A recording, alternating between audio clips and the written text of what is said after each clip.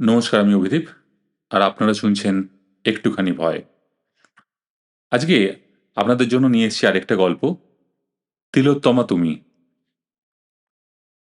শনিবার করে আমাদের আড্ডা বসে ময়দানে। আমাদের মানে ৩ জন। বিভু, ভোলা আর আমি। বিভু থাকে পার্ক সার্কাসে, ভোলা খিদিরপুরে, আর আমি থাকি বাগবাজারে। যেতে আমারই সবথেকে সময় বেশি লাগে। তাও ঘন্টাখানেক তো বটেই। তা লাগুক। কিন্তু আমাদের এই শনিবারের আড্ডাটা হবেই। সত্যি কথা বলতে কি, একরকম অপেক্ষাতে থাকি যে কখন সপ্তাহ শেষে আসবে শনিবার। তারপর শনিবার এলেই ঠিক বিকেল ৫টার মধ্যে সবাই জড়ো হই ভিক্টোরিয়ার পেছনের রেড রোডে। কখনো রাস্তার ধারের কোনো চায়ের দোকানে আড্ডা, তো কখনো ময়দানের মাঠে বেঞ্চের ওপর। তারপর কিছু না হলেও বার পাঁচেক চা খাওয়া, খান দশেক সিগারেট টেনে ময়দানের স্বচ্ছ হাওয়াকে দূষিত করে চলে আমাদের আড্ডা। রাত ৯টা-১০টা অবধি আড্ডা মেরে ময়দান থেকে হাঁটতে হাঁটতে চলে আসি শহীদ মিনারের নিচে বাস ডিপোতে। সেখান থেকে যে যার মতন বাস ধরে বাড়ি। ব্যাস, তারপর আবার এক সপ্তাহ অপেক্ষা, আবার পরের শনিবারের জন্য। এই নিয়ম আজকের নয়, হাই স্কুলে পড়ার সময় থেকে এই নিয়ম চলে আসছে আমাদের। স্কুলের পর কলেজ, ৩ জনের ৩টে আলাদা কলেজ হলেও প্রত্যেক শনিবার দেখা করাটা বাধ্যতামূলক ছিল। এতগুলো বছরে কতদিন মিস গেছে তা হাতে গুনে বলে দেওয়া যাবে। কিন্তু কলেজ ছেড়ে চাকরিতে ঢুকেই বুঝেছি এইবার নিয়ম পাল্টাবে। ৩ বছর হয়ে গেল চাকরি করছি, আজ অবধি নিয়ম পাল্টায়নি। আজ অবধি বলছি, কারণ আজ নিয়ম পাল্টেছে। আজ শনিবার, সময় বিকেল ৫টা। গরমকালের সূর্যর তাপ কমে গিয়ে থাকলেও আলো থাকবে এখনো অনেকক্ষণ। আজ আমি বসে আছি একটা বেঞ্চে, ঘাড় ঘুরিয়ে পেছন তাকালে দেখা যাবে রেড রোডের ওপর দিয়ে ঝাঁ চকচকে গাড়ি ছুটে যাচ্ছে। তার ঠিক পাশেই গাছপালার ফাঁক দিয়ে দেখা যাবে ভিক্টোরিয়ার সাজছে সন্ধ্যের ভালোবাসায়। আমি একটা দীর্ঘশ্বাস ফেলে দূরে তাকালাম। কতদিন হবে? তা প্রায় বছর দুয়েক তো বটেই। এই ২ বছরে আজ প্রথম শনিবার ৩ জন একসাথে হলাম না। ভোলা আসবে না বলেছে, তার মন ভালো নেই। মন আমারও ভালো নেই, তার অবশ্য কারণ আছে। আজ বিভু পুনে চলে গেল সকালের ফ্লাইটে। আকস্মিক ঘটনা নয় মোটেই। বিভু যে চলে যাবে আমরা জানতাম, অনেক বারণ করেছিলাম আমরা। ভাই, আমাদের ছেড়ে চলে যাবি? হ্যাঁ, চলে যাব, তোদের ছেড়ে, এই পোড়া শহর ছেড়ে। আর কটা দিন দেখ না, যদি কিছু হয়। আমরাও তো চেষ্টা করছি, দেখি না যদি কিছু করা যায়। বিভু হতাশ হয়ে একটা দীর্ঘশ্বাস ফেলেছিল। "হুঁ, চেষ্টা? আর কতদিন চেষ্টা করবি? কলেজ ছেড়েছি প্রায় ২ বছর হয়ে গেল। তোদের ভালো চাকরি আছে, চলে যায়। কিন্তু আমার এই ছোট্ট চাকরিটা করে হয় বল? মোটে ১২,০০০ টাকা মাসে, তাও কামাই করলেই কেটে নেবে। ১২,০০০ টাকায় নিজেরই বা কি চলবে, আর বাড়িতেই বা কি দেব? বাবা মাকে রিটায়ার করেও এই বয়সে চাকরি করতে হচ্ছে সংসারের হাল ধরার জন্য। ছেলে হয়ে যে এটা আমার কি কষ্টের, সে আমি তোদের বোঝাতে পারবো না।" আমরা কিছু বলিনি। বিভুরা গরিব নয়, কিন্তু খুব সচ্ছলও নয়। ওদের মতন সংসারে একজনকে সবসময় কাজ করতেই হয়। একজন বসে গেলেই সংসারও বসে যাবে। কলেজ থেকে বেরিয়ে আমি আর ভোলা মোটামুটি দুটো চাকরি পাই। ২ বছরে মাইনে বেড়েছে কিছু, তাতে চলে যায় একরকম। কিন্তু বিভুর ব্যাপারটা আলাদা। পাশ করার পর অনেক চেষ্টা করেও ও ভালো কোনো চাকরি পায়নি। প্রায় ৮ মাস বেকার বসেছিল। টিউশন পড়িয়েছে কোনো রকমে চলত। তারপর এক এজেন্ট ধরে ১,৫০০ টাকা দিয়ে এই চাকরিটা পেয়েছে। প্রথমে ৮,০০০ টাকা মাইনে পেত, এখন পায় ১২। ১২,০০০ টাকায় কলকাতায় একটা মানুষের কোনো রকমে চলে যেতে পারে, কিন্তু ৩টে মানুষের সংসার চালানো দুষ্কর। তাই বিভু অনেক দিনই চেষ্টা করছিল বাইরে চলে যাওয়ার। বাইরে নাকি অনেক সুযোগ সুবিধে। ব্যাঙ্গালোর, চেন্নাই, মুম্বাই, পুনে, দিল্লি, কোথাও একটা গিয়ে পড়তে পারলেই হলো। ব্যাস। ওখানে নাকি অনেক ভালো ভালো চাকরি। এই পোড়া শহরে কিচ্ছু নেই। শুধু রিফিউজির মতন অতীতের অহংকার আঁকড়ে পড়ে আছে কিছু মানুষ। কিন্তু এত কিছু বুঝলে কি হবে, মন যে বোঝে না। তাই যেদিন বিভু খবরটা দিয়েছিল যে পুনেতে তার একটা চাকরি হয়ে গেছে, সেদিন অভিমানে বুক ভরে গেছিল। ভোলাটা আর এক পাগল, বাচ্চা ছেলেদের মতো কেঁদে ফেলেছিল। বলেছিল, একটা চাকরি পেয়ে তুই সব ছেড়ে চলে যাবি? এই ময়দানে আড্ডা মারবি না? প্রিন্সেপ ঘাটে নৌকো চড়বি না? কফি হাউসের আড্ডা, প্রিয়াতের সিনেমা, সব বন্ধ? সব ছেড়ে চলে যাবি? কেন? টাকার জন্য? কত টাকা লাগবে তোর সালা? আমি আর পিকু দেবো তোকে, আমাদের মাইনে থেকে অর্ধেক অর্ধেক তোকে দেব। তাহলে হবে না? কিরে, বলছিস না কেন? বলাটা বরাবরই পাগল। সেদিন আমি ওকে সামলেছিলাম। পরে বিভুকে বলেছিলাম, তুই যা পুনে, একটা ভালো চাকরি তোর দরকার। সত্যি এই শহর মৃতপ্রায়, এখানে সময় নষ্ট করিস না। বললে কি হবে, শহরের টানও বাড়ির টানের মতন। পরের সপ্তাহে বিভু বলেছিল, আমি চাকরিটা নিলাম না। শুনে মনে যেন আনন্দের জোয়ার উঠেছিল, কিন্তু মুখে বিষণ্ণতা ফুটিয়ে বলেছিলাম, কেন রে, কি পাগলের কাণ্ড, অত ভালো চাকরি কেউ ছাড়ে? বিভু অবাক হয়ে বলেছিল, যেতে দিল না রে, কিছুতেই যেতে দিল না। কে? জিজ্ঞেস করলো ভোলা। বিভু রহস্য করে হেসে উত্তর দিয়েছিল, "হুঁ, এই পোড়া শহর।" সেদিন আমাদের মহোৎসব হয়েছিল। ময়দান থেকে ট্যাক্সি ধরে সোজা শোভাবাজারের মৃত্যু cafe. Fish fry, chicken cutlet, brain cutlet, আরও কত কি। খাওয়া দাওয়া সেরে ফেরার আগে বিভু হঠাৎ বলল, টাকা বেশি জেনেও কেন গেলাম না জানিস? কেন? আমি জিজ্ঞেস করলাম। কারণ টাকাটাই সব না। আমার জীবনটা পুনের হাই রাইজে নয়, আমার জীবনটা এই শহরের রাস্তায়, ধর্মতলার ভিড়ে। আমি আমার জীবনটাকে পেছনে ফেলে রেখে চলে যাব, কিন্তু ফিরে এসে যদি দেখি এই শহর, যাকে আমি ভুলে ফেলে গেছিলাম, সেও আমায় ভুলে গেছে, তখন? বিভুর গলা ধরে এসেছিল। শহর প্রেম অনেকেরই থাকে, কিন্তু এতটা অনুভূতি সবার থাকে না। আমাদের আছে, তিনজনেরই আছে। তার কারণ অনেক ছোটবেলাতেই আমরা শহরের প্রেমে পড়ে গেছিলাম। এ এক অদ্ভুত শহর, এর রূপ, এর নেশা বলে বোঝানোর নয়। কুমোরটুলির গলিতে, বইপাড়ার গলিতে, শিয়ালদার ভিড়ে, পার্ক স্ট্রিটের রেস্তোরাঁয়, ট্যাংরার চীনের শহরে যে কি নেশা, কি মাদকতা, তা শুধু সেই জানে যার কাছে শহর ধরা দেয়। আমাদের কাছে দিয়েছিল, তাই আমরা জানি। তাই ভাবতেও পারি না এই শহর ছেড়ে চলে যাওয়ার কথা। বিভুও পারেনি। অনেকটা বেশি টাকার প্রলোভনও সে অনায়াসেই অগ্রাহ্য করেছিল, তার প্রেম, তার ভালোবাসার এই শহরের টানে।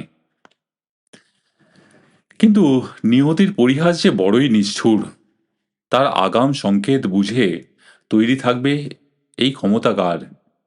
ঠিক যেদিন বিভু তার পুনের চাকরিটা ছেড়ে দিল কলকাতায় থেকে যাওয়ার জন্য, তার 1.5 মাসের মধ্যে আমার একটা অনসাইটের অফার এলো। আমাদের অফিসের ক্যালিফোর্নিয়া ব্রাঞ্চে একটা গুরুত্বপূর্ণ দায়িত্বে আমাকে পাঠানোর সিদ্ধান্ত নিল কোম্পানি। পরের মাসেই যেতে হবে, এই বছরের জন্য। দরকার হলে আরও 1 বছর থাকতে হতে পারে। খবরটা পেয়ে একদিকে যেমন প্রচণ্ড আনন্দ হলো, আরেকদিকে এক চাপা মন খারাপ যেন আমায় গ্রহণের সূর্যের মতন গ্রাস করে ফেলল। সেই সপ্তাহে শনিবার যখন আমরা বিভু আর ভোলার সাথে দেখা হলো, আমি ওদের কিছু বললাম না। বলতে চেয়েছিলাম, কিন্তু পারিনি। ভয়, যদি ওরা আমায় যেতে না দেয়। এরকম সুযোগ তো বারবার আসে না। 2 বছর যুক্তরাষ্ট্রে থাকলে অনেক টাকা জমাতে পারবো, অনেক টাকা। ব্যাঙ্গালোর বা পুনে নয়, এ হলো স্বপ্ন পূরণের দেশ, the land of milk and honey. কিন্তু বিভু আর ভোলাকে না বলেও থাকতে পারলাম না। প্রথম প্রেম থেকে প্রথম সিগারেট, কোনো কিছুই ওদের কাছে লুকায়নি। তবে এখন লুকোচ্ছি কেন? কিসের ভয় আমার?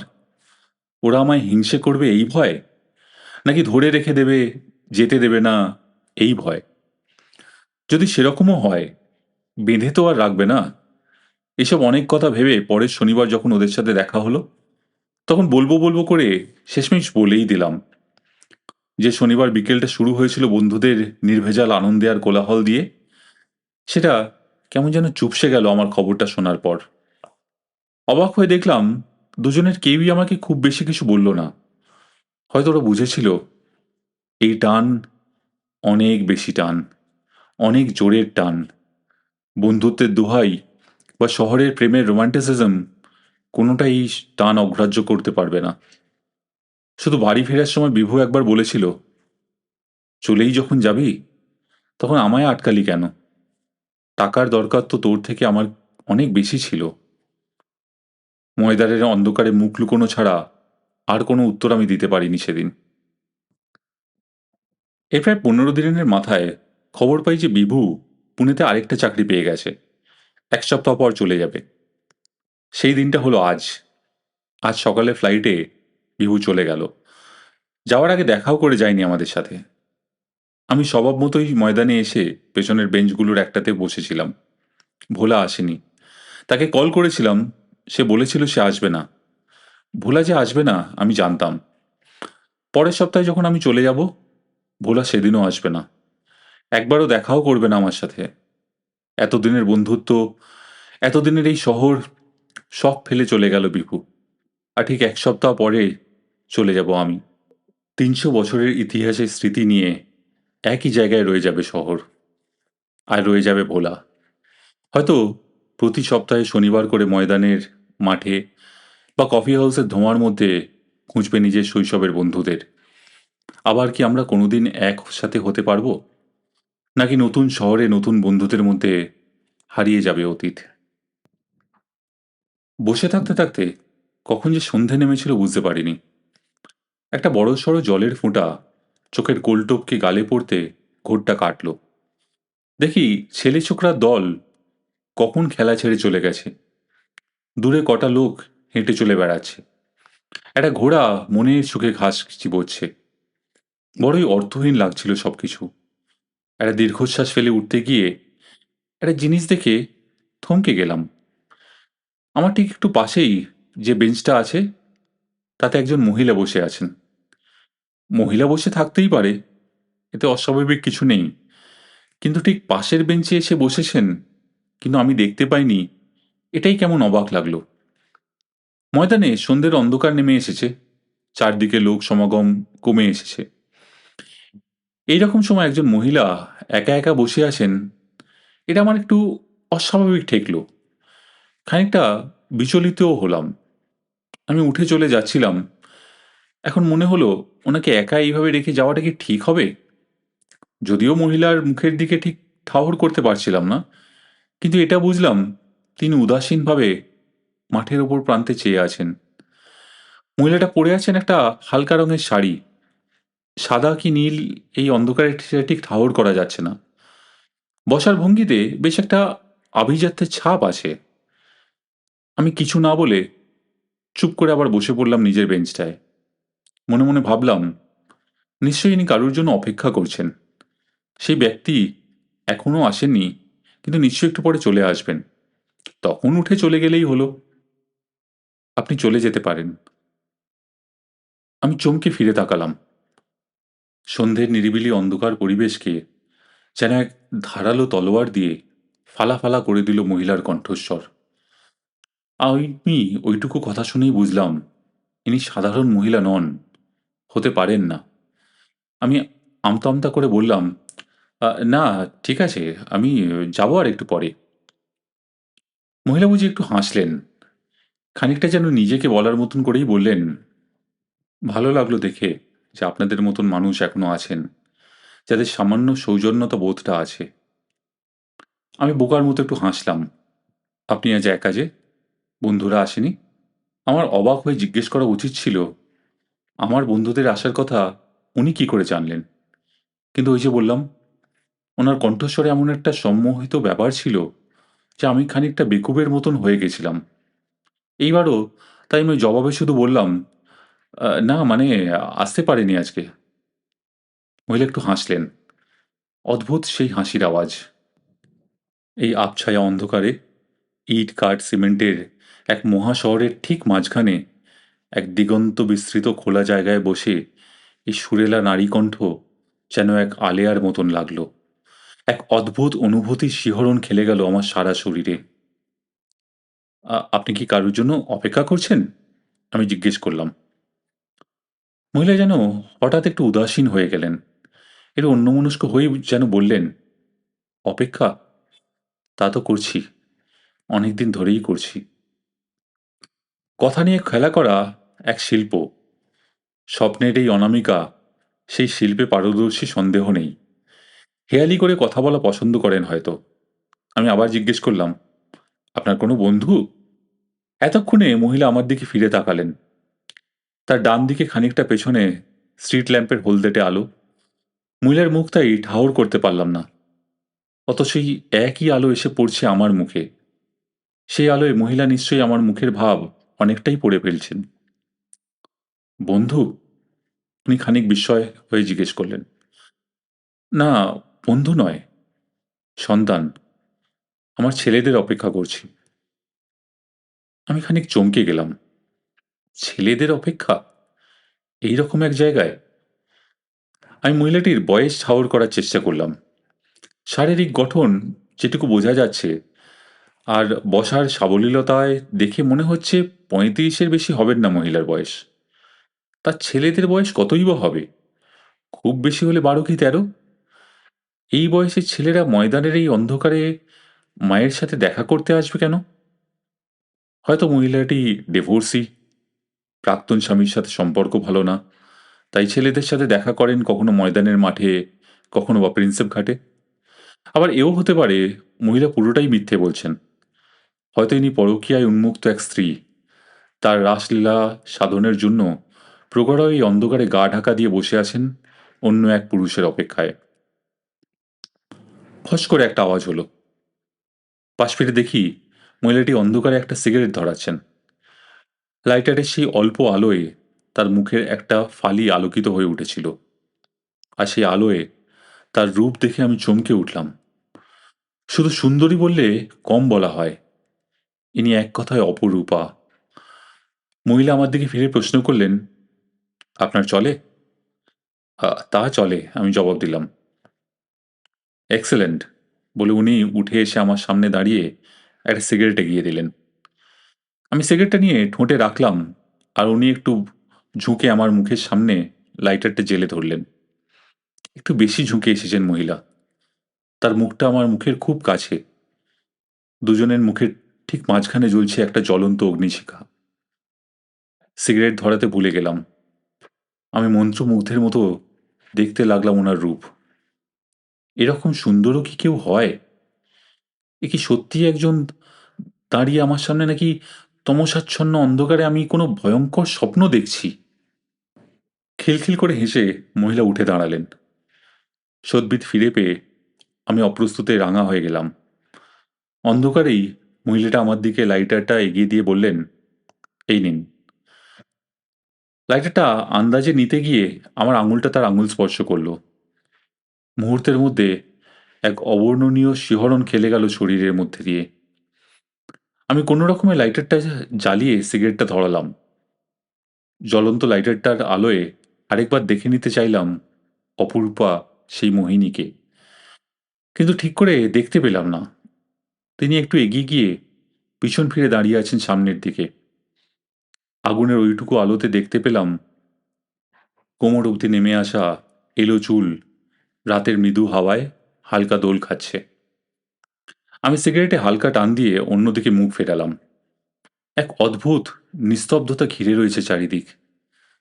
দূরের মৃদু গুঞ্জনে এক অস্বস্তি ভর করেছিল।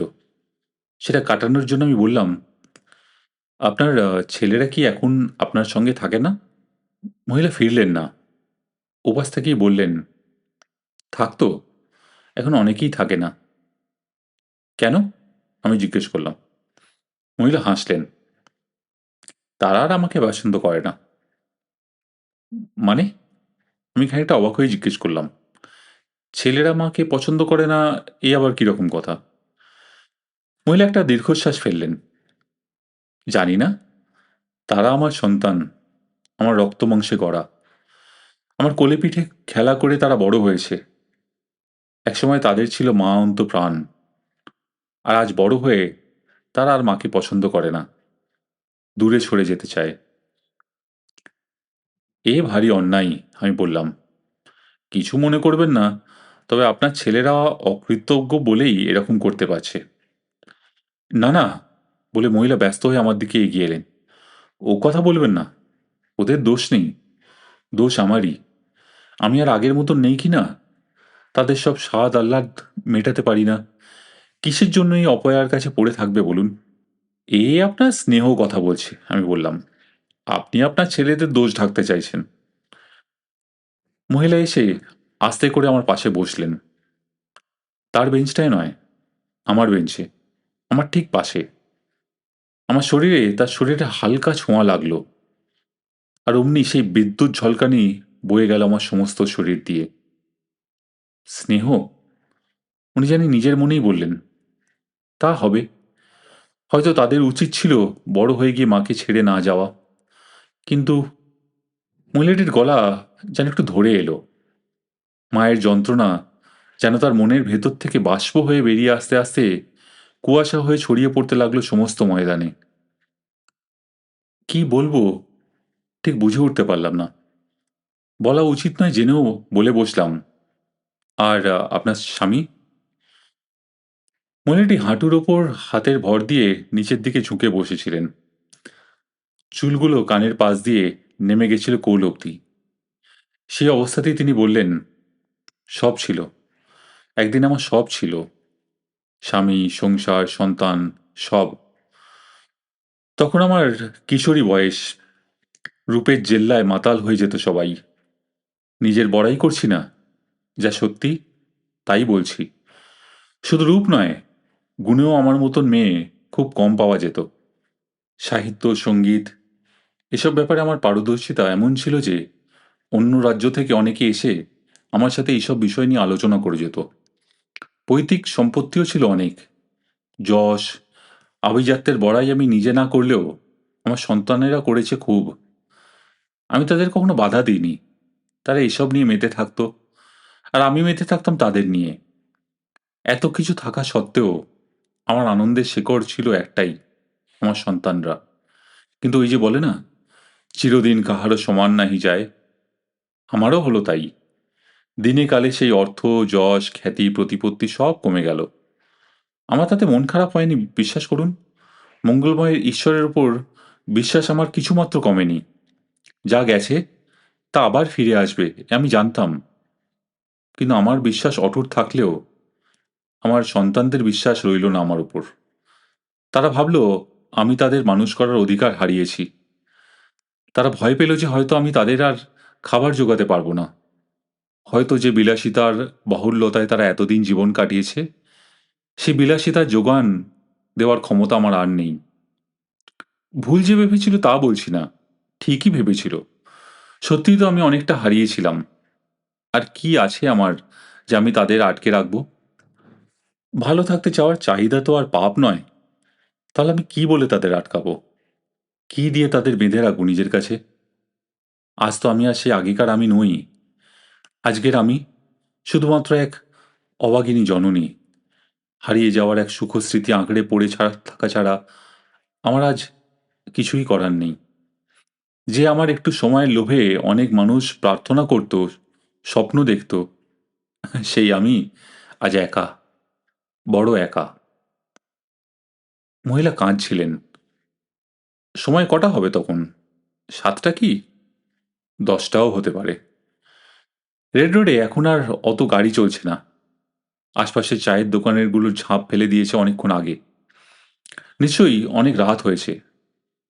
অথচ এক অপরিচিত, অপরূপা মধ্যবয়স্কা নারীর সাথে এই অন্ধকার ময়দানের মাঠে আমি বসে আছি একা। মহিলার কান্নার মধ্যে এক অদ্ভুত বিষণ্ণতা আছে, যা মনের মধ্যে এক গভীর দুঃখের অনুভূতি জাগায়।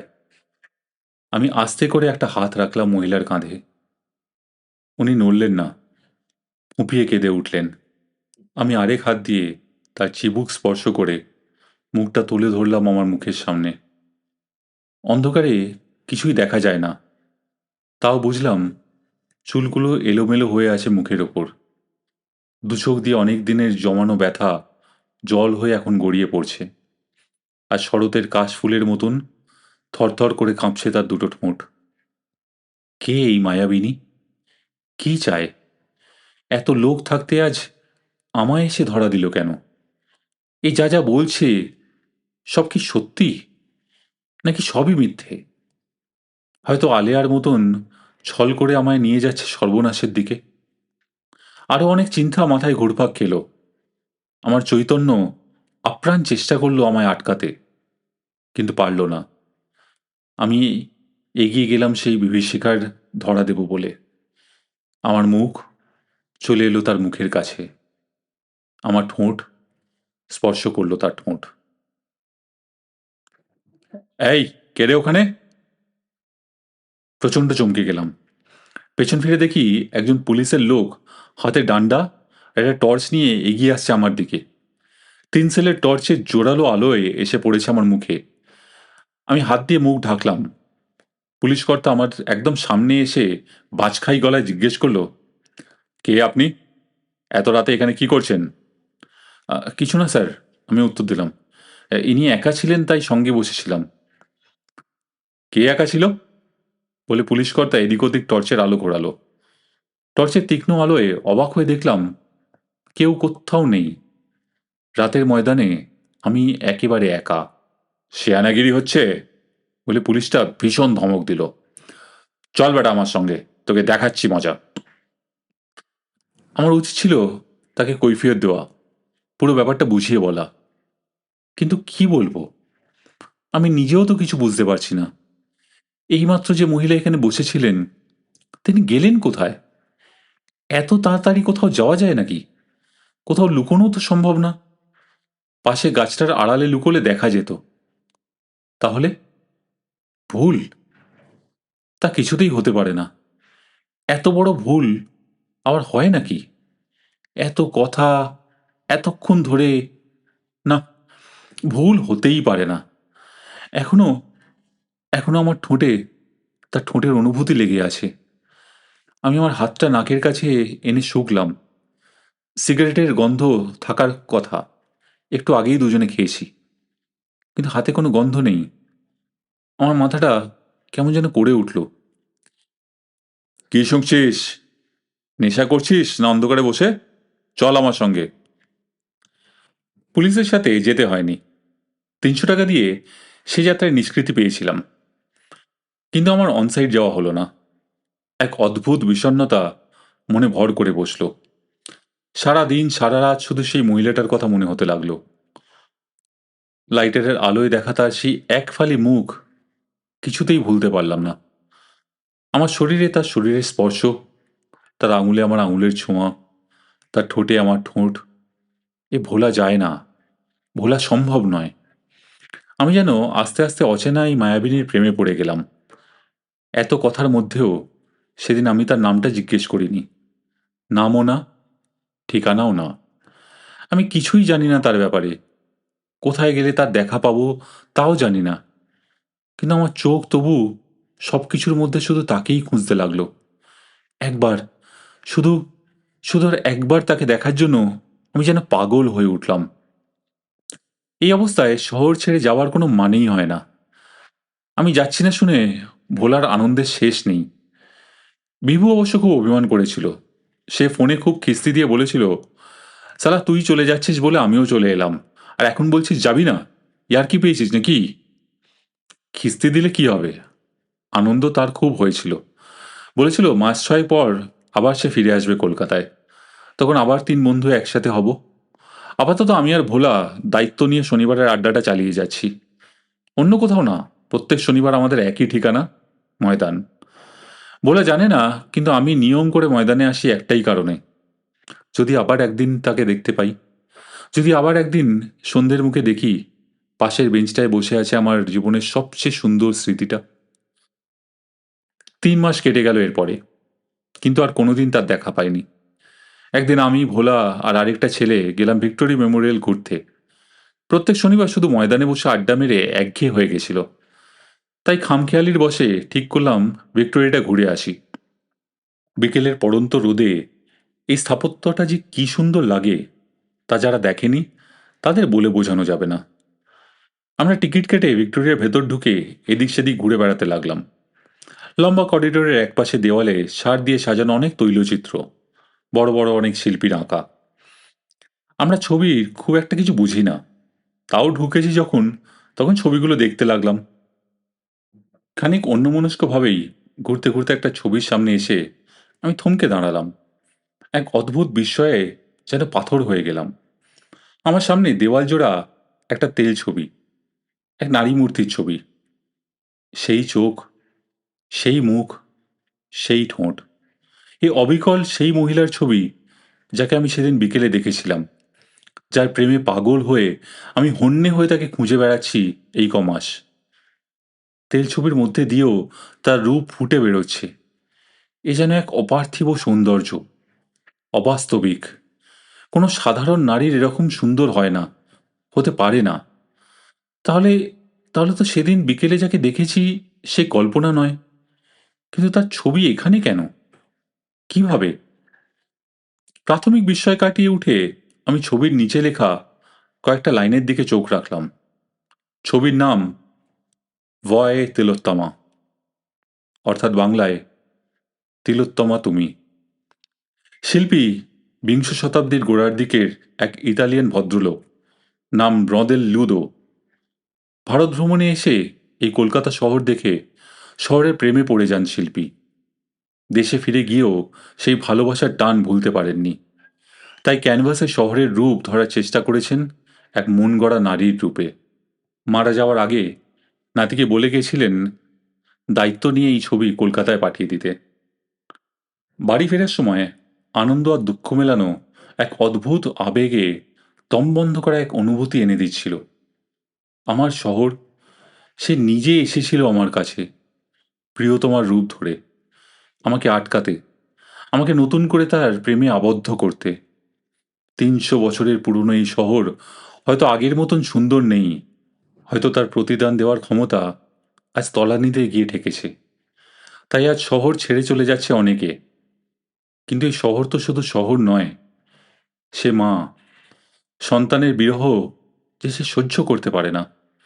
শোভাবাজারের গলিতে বা ময়দানের মাঠে বা পার্ক স্ট্রিটের গোরস্থানে সন্ধ্যের দিকে যে হালকা হাওয়াটা বয়ে যায়, ভালো করে শুনলে শোনা যায় তাতে শহরের কান্নার আওয়াজ ভেসে বেড়াচ্ছে। শীতের সকালে আজও কুয়াশা হয়ে শহর আঁচল দিয়ে ঘিরে রাখে তার সন্তানদের। বাসের জানলা দিয়ে বাইরে তাকিয়ে দেখলাম বাসটা একটা ট্রাফিক সিগন্যালে দাঁড়িয়ে। একদল স্কুল ফেরত ছেলে মেয়ে ওই হট্টগোল করতে করতে হেঁটে চলেছে ফুটপাত দিয়ে। তারাও আস্তে আস্তে বড় হয়ে উঠছে শহরের কোলে। তারপর একদিন তারা অনেকটা বড় হয়ে উঠবে, শহরকে ঘেন্না করতে শিখবে, দোষ দিতে শিখবে। তারপর একে একে সবাই চলে যাবে শহরটাকে ছেড়ে। অপরূপা এই তিলোত্তমা হয়ে উঠবে জরাজীর্ণ এক বৃদ্ধাবাস। শুধু রয়ে যাবে কিছু মুহূর্ত, রয়ে যাবে বিভু, ভোলা আর আমার মতন কিছু পাগল, আর রয়ে যাবে শনিবার রাতে ময়দানের বুকে বসে আমাকে উপহার দেওয়া শহরের সেই চুম্বন। আপনাদের গল্পটা কেমন লাগলো জানাবেন। আপনাদের ফিডব্যাক আমার কাছে প্রচণ্ড ইম্পর্ট্যান্ট। গল্পের মধ্যেও যদি আপনাদের কোনো প্রেফারেন্স থাকে, আপনারা কীরকম গল্প শুনতে চাইছেন, সেগুলো যদি জানান আমি চেষ্টা করব সেই রকম গল্প লিখতে এবং আপনাদের পরিবেশন করতে। ধৈর্য ধরে গল্পটা শোনার জন্য অসংখ্য ধন্যবাদ। আপনারা শুনছিলেন একটুখানি ভয়, প্রস্তাবনায় অভিদীপ ভট্টাচার্য।